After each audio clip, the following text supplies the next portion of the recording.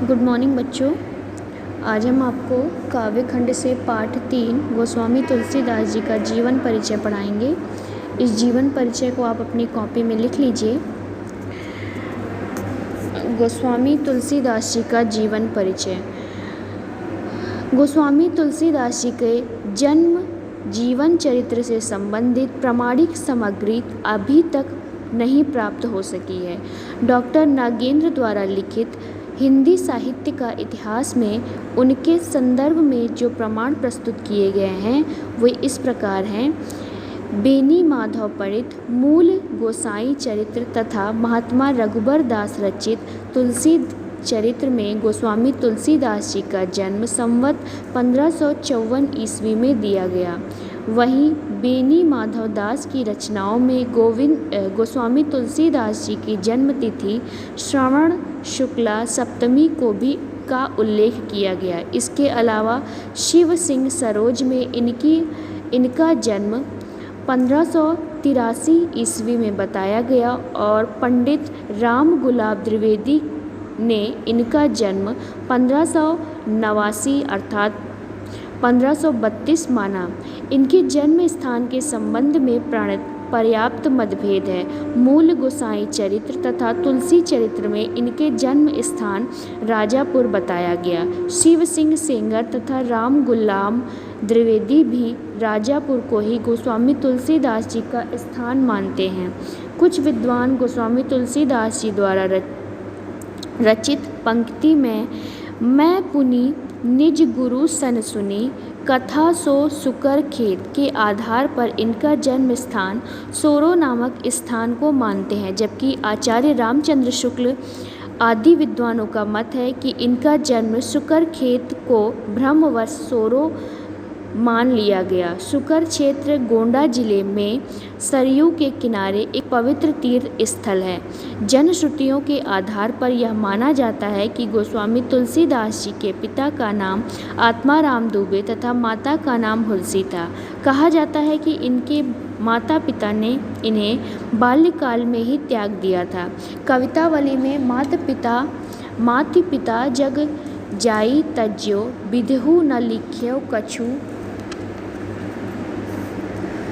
भाल भला है अथवा बारे तय लालत बिलालत द्वार द्वार दीन चाहत हो चारी फल चारी ही चनक को आदि अनंत साक्ष्य यह स्पष्ट करते हैं कि तुलसीदास जी का बचपन अनेकानेक आपदाओं के बीच व्यतीत हुआ। इनका पालन पोषण प्रसिद्ध संत बाबा नरहरिदास ने किया और इन्हें ज्ञान एवं भक्ति की शिक्षा प्रदान की। इन्हीं की कृपा से तुलसीदास जी वेद वेदांग दर्शन इतिहास पुराण आदि में निष्णात हो गए। इनका विवाह पंडित दीनबंधु पाठक की पुत्री रत्नावली से हुआ। कहा जाता है कि ये अपनी पत्नी से अत्यंत प्रेम करते थे। इस पर इनकी पत्नी ने एक बार इन्हें बहुत बुरा भला कहा कि लाज न आई आपको दौड़े आयो साथ। इससे इनकी भवधारा प्रभु की ओर उन्मुख हो गई तथा सन 1660 ईस्वी में ये काशी में इनका निधन हो गया। इनकी प्रमुख रचनाओं में श्री रामचरितमानस, विनय पत्रिका, कवितावली, गीतावली, कृष्ण गीतावली, दोहावली, जानकी मंगल, पार्वती मंगल, बैरवे संदीपनी, बैरवे रामायण, रामाज्ञ प्रश्न, हनुमान बाहुक तथा रामलला नहचू आदि इनकी प्रसिद्ध कृतियां हैं। महाकवि तुलसीदास जी एक उत्कृष्ट कवि ही नहीं, महान लोकनायक और तत्कालीन समाज के दिशा निर्देशक भी थे। तुलसी के इष्ट देव श्री राम थे। उन्होंने लिखा है तुलसी चाहत जन्म भरी राम चरण अनुराग। इनके द्वारा रचित महाकाव्य श्री रामचरितमानस भाषा भाव उद्देश्य कथा वस्तु चरित्र चित्रण तथा संवाद की दृष्टि से हिंदी साहित्य का एक अद्भुत ग्रंथ है। इसमें तुलसीदास के कवि भक्त और लोकनायक रूप का चरम उत्कर्ष दृष्टिगोचर होता है। श्री रामचरितमानस के संदर्भ में तुलसीदास जी ने स्वयं लिखा है करति भनीति भूति भली सोई सूर सरी सम सब कर हित होई।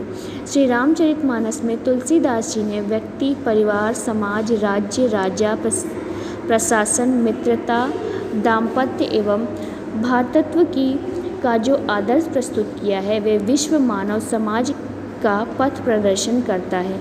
इनके एक अन्य ग्रंथ विनय पत्रिका में ईश्वर के प्रति इनकी भक्त हृदय का समर्पण दृष्टिगोचर होता है। यह हिंदी साहित्य का अति सुंदर गीति काव्य है।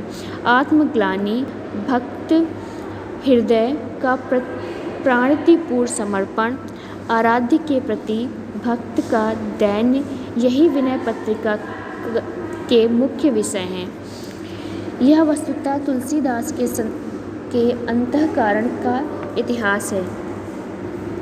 विनय पत्रिका में उनके अति भावुक स्वरूप की झांकी मिलती है। गोस्वामी तुलसीदास जी की काव्य प्रतिभा का सबसे विशिष्ट पक्ष यह है कि ये साम्यवादी थे। इन्होंने श्री रामचरितमानस में राम को शिव और शिव को राम का भक्त प्रदर्शित कर वैष्णव तथा शैव संप्रदायों का समन्वय भाव को अभिव्यक्त किया। निषाद एवं सबरी के प्रति राम के व्यवहार का चित्रण कर समाज की जातिवाद पर आधारित मानव महत्वहीनता को प्रकट किया और ज्ञान एवं भक्ति के समन्वय स्थापित किए। संक्षेप में तुलसीदास एक विलक्षण प्रतिभा से संपन्न तथा लोकहित एवं समन्वय भावना को युक्त महाकवि थे। भाव चित्रण, चरित्र चित्रण एवं लोकहितकारी आदर्श के चित्रण की दृष्टि से इनकी काव्यात्मक प्रतिभा का उदाहरण संपूर्ण विश्व साहित्य में भी मिलन दुर्लभ है। तुलसी की प्रकृति चित्रण के भी अनेक मनोहारी दृश्य उपस्थित किए गए हैं। उन्होंने प्रिय आलंबन, उदितपन, मानविकीकरण, उपदेशात्मक और अलंकारिक रूप में भी प्रकृति चित्रण प्रस्तुत किया है। तुलसी ने अपने काव्यों के दार्शनिक तत्व जैसे जीव, ब्रह्म, जगत और माया जैसे गूढ़ दार्शनिक पहलुओं पर अपने विचार बड़े ही प्रभावशाली ढंग से प्रस्तुत किए। जैसे ईश्वर अस जीव अविनाशी, उन्होंने माया की निंदा की और जीव को प्रभु भक्ति में लीन होने का संदेश दिया। तुलसी ने ब्रज एवं अवधी दोनों भाषाओं में रचनाएं की। उनका महाकाव्य श्री रामचरितमानस अवधी भाषा में लिखा गया। विनय पत्रिका, गीतावली, कवितावली में ब्रज भाषा का प्रयोग हुआ है। मुहावरे तथा लोकोक्तियों के प्रयोग से भाषा के प्रभाव में विशेष वृद्धि हुई है।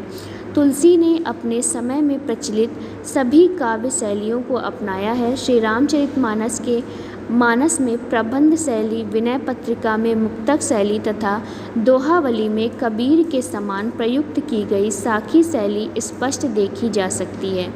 यत्र तत्र अन्य शैली का प्रयोग भी किया गया है। तुलसी ने चौपाई, दोहा, सोरठा, कवित्त, सवैया, बैरवे, छपैया आदि छंदों का प्रयोग किया। तुलसी के काव्य में अलंकारों का प्रयोग सहज स्वाभाविक रूप में किया गया है।